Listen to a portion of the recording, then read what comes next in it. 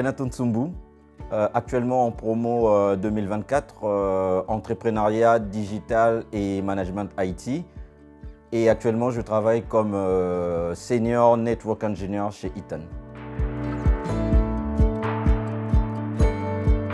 L'âge de la seniorité à 45 ans, donc il me fallait faire un choix après avoir longtemps été dans des métiers plus techniques.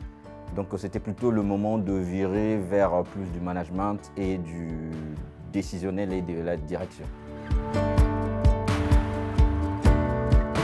J'ai trouvé déjà innovant le côté hybride où il n'y a aucun risque de perdre son emploi. Parce que, je veux dire, ça faisait quelques années déjà que j'aurais cherché à faire un MBA, mais dans la majorité des cas, il fallait arrêter de travailler ou investir énormément.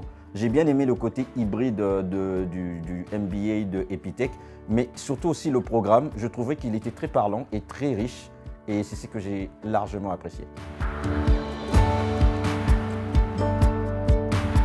Dans 5 ans, si je suis salarié, c'est CTO ou DSI dans une grande entreprise, et si je garde le côté entrepreneur, chef d'entreprise, 10 millions de chiffre d'affaires l'année et 100 salariés.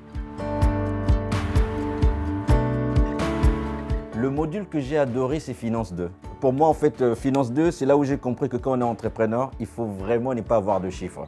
Et surtout que la prof a été très pédagogue et avec de la gamification pour comprendre vraiment comment est-ce que l'argent circule dans une entreprise. Et ça, j'ai vraiment adoré.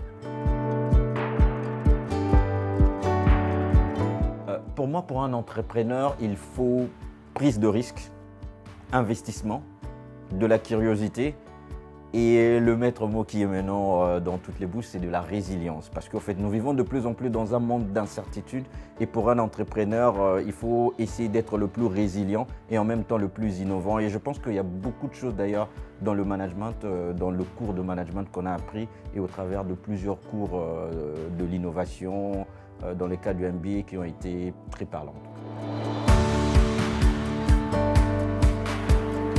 D'un consultant, le compétence, c'est déjà le côté, je veux dire, immunité intellectuelle et la curiosité. Parce qu'en fait, aujourd'hui, avec l'évolution de la technologie, les choses évoluent tellement vite, il faut s'adapter. Et pour moi, un des super pouvoirs d'un consultant, c'est le côté apprendre à apprendre. Parce qu'en fait, les technologies évoluent tellement vite qu'il faut toujours avoir cette capacité de s'adapter. Aujourd'hui, on voit l'IA qui arrive, qui n'existait pas, je veux dire, il y a moins d'une année, ChatGPT est apparu. Donc en fait, il faut avoir cette capacité d'avoir un pied dans le passé, mais aussi se projeter largement dans le futur pour toujours apprendre.